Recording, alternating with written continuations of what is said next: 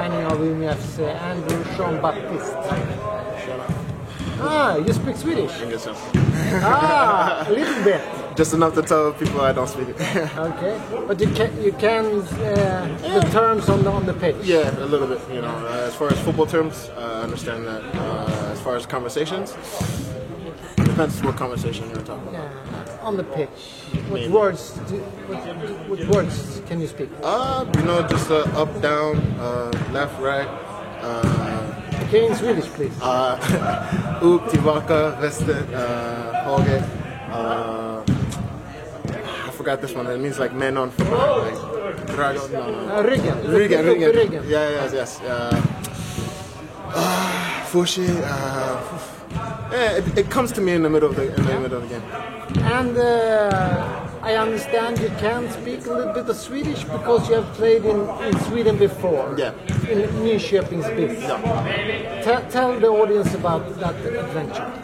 It was a new adventure for me. It was my first, obviously my first team coming into Sweden. You came from? I was in Spain at the moment, in a town outside of Sevilla. And when I came on to Nyköping, it was a new experience because at first I thought it was a little bit closer to Stockholm, and shortly I realized it's a little bit further and it's a little bit of a different lifestyle. And it's more of a smaller town, smaller community where a lot of people know each other and stuff. And in a way, it lets you interact with more of the fans more because they see you daily walking in and out of the street. But it was a nice experience. I felt comfortable being there because I knew the coaching staff. Yeah, and it's close to Stockholm too. Yeah, exactly. You know, I mean, it was only an hour train, and then some teammates were transitioning back and forth. I would hang out with them in Stockholm, get fika and everything. So it was nice. Yeah, and then you left Nyköping for an adventure in Malaysia. Yeah. Tell us about that. That was it's a very interesting experience. You know, obviously it's a complete different culture. You know, the passion for football is still the same, but as far as the day-to-day life was completely different, and it was nice that I got to embrace it. I would not mind going back, but at the moment, for the meantime, I want to further my career in Europe and then look to something over there if that possibility ever opens up later in my life. 2 dagar kvar till första träningsmatchen på fullstor plan. Jag åker till Piteå, möter Piteå borta. Hur ska det bli? Det ska bli väldigt, väldigt kul. Det är alltid skönt att komma ut på stor plan igen. Och nu har vi kört på här inne sedan december. Och det är inte så kul att vara på den här lilla planen som studsar och sådär. Så det ska bli väldigt kul och det ska bli väldigt kul. Kommer det bli jobbigt också? Ja, det kommer det säkert bli. Här har vi inte så långa löpningar och det kommer bli annorlunda att spela på storplan, men det kommer bli kul. Det kommer absolut bli. Ja. Vad kommer ni att fokusera på då i spelet då? Har ni fått någon bild av det? Nej, vi skulle ha ett snack på bussen, så då får vi väl veta lite mer då, men det blir väl mest grunderna skulle jag tänka mig. Det är första matchen och det är väl det man ska fokusera på i början. Hur känns det då för dig personligen, kroppen och sådär? Vi är en bit in i februari nu. Nej, men det känns bra. Det känns bra. Jag skadade med armen i slutet av säsongen, men den känns helt återställd nu. Så allt är bra. Vad tänker du kring fokusområden för dig själv för att ta nästa kliv i utvecklingen den här säsongen om man ser på lite längre sikt? Det blir bättre 1 mot 1, tänker jag. Det blir bättre 1 mot 1. Det skulle nog höja mig mycket. Och hur utvecklar man sådana bitar i spelet? Är det bara att vara på gymmet liksom? Nej, men det är väl egentligen på varje träning. Alltså, du hamnar i de där situationerna hela tiden och det gäller väl bara att försöka vinna dem. Are you a better player now when you are back in Sweden than you were before you left Sweden? Well, obviously I would only say I'm progressing, but I just do things a little bit differently. I mean, I still emphasize the things that I'm good at, 1v1 defending, passing the ball, and just being an overall physical presence on the field. But I would honestly say I've progressed as a player because from leaving Sweden and going into Malaysia, as you can say people can say what they want about Asian football, but the thing that a lot of people fail to realize is there's a lot of other foreigners playing in these leagues. So I'm playing against other players that played in the top divisions in Europe, that played in the top divisions in South America. So there's still quality, amazing quality out there, and people fail to realize that because I feel like the media doesn't reach past Africa at that point. You know, as far as the football media, everybody's all about, you know, the Korean league, the Japanese league. You know, this is what they know, and this is what China. You know, this is what they know, this is what they see. But there's a lot more to it out there. I think it's something worth everybody should experience, or at least study upon. Did you experience any corruption around the games with betting and stuff like that? Was the games rigged in any way? No, I've heard that going in there. You know, I was always wondering like who, like, because you hear these rumors, and then, you know, it's like who on this team would actually do it. But it's once again, it's what it is. It's a rumor, you know, and rumors are lies that travel faster than the truth, unfortunately. But you know, but then again, you really don't know. These rumors follow everywhere in football. You know, from every continent and every country, there's always betting involved and stuff like that. So once again, until there's actual proof, it's hard to pinpoint anything. But in the games you were playing, there were no strange goals or results or something. I mean, well, I'm a defender, so I take pride in keeping a clean sheet. Or if we gave up a goal, you know, it's always something that hurt me. And that's one thing for me. I'm a defender. I take pride in whenever we concede a goal, and never once have I felt like that was weird, you know, from this player or from this goalie. Or if anything, the plays that when people did score, I just felt like, damn, you know, like, oh my God, if you just stuck it a little bit harder, or, you know, or if I could have helped them or something like that. That's how I mostly looked at situations as far as my team, my friend's team that they also play for. And that's where I got from it. You're here on trial from Finland. Yeah. Tell me about the clubs you have been playing in before. Last year I played with HJK. I was in the HJK organization. Played most of the game with the reserve teams, and some practice matches with the first team against Hammarby and teams like that. And a year before that I was playing at Honka. I played for 2 years, 2 seasons at Honka. We started from the second division, promoted to the first division, and in the last season we promoted ourselves in the Veikkausliiga. After that first division season, I moved to HJK. Now you're out of contract, yeah, and you're looking for a new club here in Sweden. Why did you choose to come to Umeå and Team TG? I chose to come to Umeå, in Finnish as we say, because I wanted to try myself. I wanted to see what's out there, outside of Finland, what kind of football it is. I have heard a lot of good things about Swedish football. I wanted to just try it. I wanted to see how I compare in Sweden. So it's your first time here in Sweden? Yeah, it is. And what do you think about the level here in Umeå? It's hard to say after one training, but I can say it's really fast. The speed of the game is fast. So it's really physical as well, the playing, and that's all I can say after one training. I can say much more after the game. Yeah, your position is center forward, correct? Yes. Yeah. And can you play anywhere else on the pitch? Mostly center forward. I've always played as a center forward. That's how I play. I have never tried any other positions. That's the best place and the place where the team gets most of it. Första träningsmatchen på söndag. Ja, det blir jävligt spännande.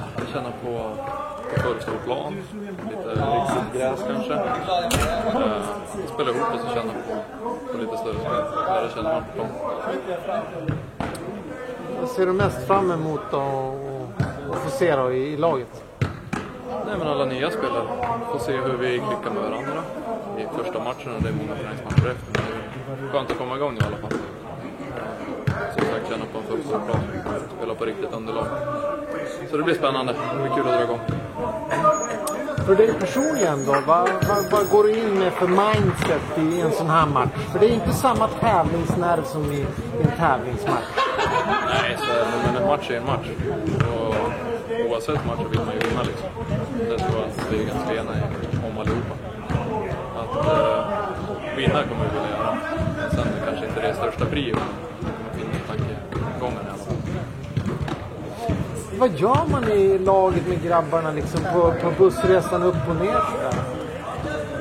Ja, fokusera på matchen, men nu kanske det blir lite mer avspänt. Alltså nu är det ju mer komma igång och få känna på varandra, känna på boll och sådär. Så att det är väl, det kommer nog vara fokuserat. Alla vill ju göra en bra match. Vi tävlar om startplats. Det finns bara 11 stycken. Jag vet inte hur många vi är trött. Det är fler än 11 alla. Why did you decide to go back to Sweden from Leipzig? Oh, I missed the cold. I missed the snow. Nah, but ultimately, I mean, it's a good level. Ultimately, that's where it's at. It's a good level out here in Sweden, third, second, and all the way up to Allsvenskan, you know. And that's another thing some people fail to realize. You know, the second and third divisions in many countries in Europe the level is quite good, and a lot of people fail to realize it because they see the number 3 next to D, you know, or number 2 next to D. They don't, just because it's not number 1, they think, oh no, it's not good enough. But I mean, I've played against quite a numerous of good players, and I've seen a lot of good players come in and out of the Division X. So with that being said, I like to be in here because at the end of the day, it keeps my level as a professional high and what I expect from myself. So this is actually a good place to come to showcase what you're capable of and maintain your level that you want to keep. But to be honest, the third highest level in Sweden compared to where you have been playing before in the MLS in the US. Yeah. Oh well, I mean you can't compare third division in Sweden to the MLS. That's the comparison as far as big name players is incomparable. But as far as the work ethic that you get from the local Swedish people compared to the local Americans, you know, you're still going to get hard-working players regardless of technique. It's more of the effort and the passion that's put out into the field. Because, I mean, I've learned a good quote from one of my coaches, hard work beats talent when talent doesn't work hard. So if there's a bunch of talented guys and they're not working hard, what are you really learning out of it? But at least if you step on the field where everybody's going to fight to the last whistle, that raises the intensity, that raises the passion, the love for the game, you know, and that's why I chose to come back in. But tell us more about your experience in the MLS. I mean, it was a good experience. You know, I started off at Portland.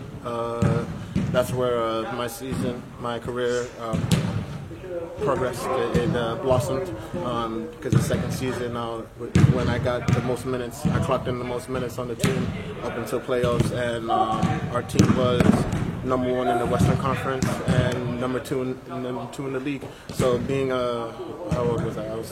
I just turned 21 at that time. So being a part of that, such a great defensive squad, because we also let up the least amount of goals, and me being a part of that, clocking in the most minutes, it means a lot to me. We went trophyless that season, but for me, as far as the defensive side of it, I was very proud because that was one of the best streaks that we had at that club. It raised the bar with undefeated streaks in the MLS, and it rose the bar of least goals conceded, and I was a part of that, and I'm grateful for it. You were young, you were talented, you were playing in the MLS. Why did you leave? I left because, you know, I wanted a new adventure. As you can see, I left to go to Malaysia. I'm all about the adventure as well, as well as maintaining a good level and being in a good professional environment. And so far, I feel like everywhere I've stepped, every team that I played for, kept maintained that professionalism, and that's what I'm grateful for. You know, the football has brought me to many places, many countries, and I'm experiencing one thing a lot of people don't even experience in their life. You know, I'm doing what I love, and I'm seeing the world at the same time. And there's a lot of people that are in envy of me because I get to do this. So, and as far as why I left, like I said, new adventure. Yeah. And what about Umeå? Why did you decide to come here? Well, you know, my agent mentioned to me there was a few clubs, but one of the things I do remember from my time at Nyhetsbrevet is when we came over to Umeå, just the professionalism, how they treated us as the away team, like stayed in the back of my mind, and when I found out that they were interested, I realized this club also has more history behind it, you know, than being at the higher levels and their professionalism in and around the club, and how this town is also a large university population. I just feel like this would also be a good place to come back to. You know, I feel like this was also a progression in my life, and I'm glad to be here. It's a good place. Are you considering to study at the university? Oh, no, not at the moment. My full attention's into football. That's how it's been. I left university in America 2 years in because I wanted to put my full attention into football. And towards the end of my career, that's something I may consider. But at the moment, I'll stay with just football as my main concern. When you studied, what did you study? I studied sports psychology. Okay. Yeah. And then once again, I didn't get to finish it. But hopefully, when I get a chance to go back, I'll go back.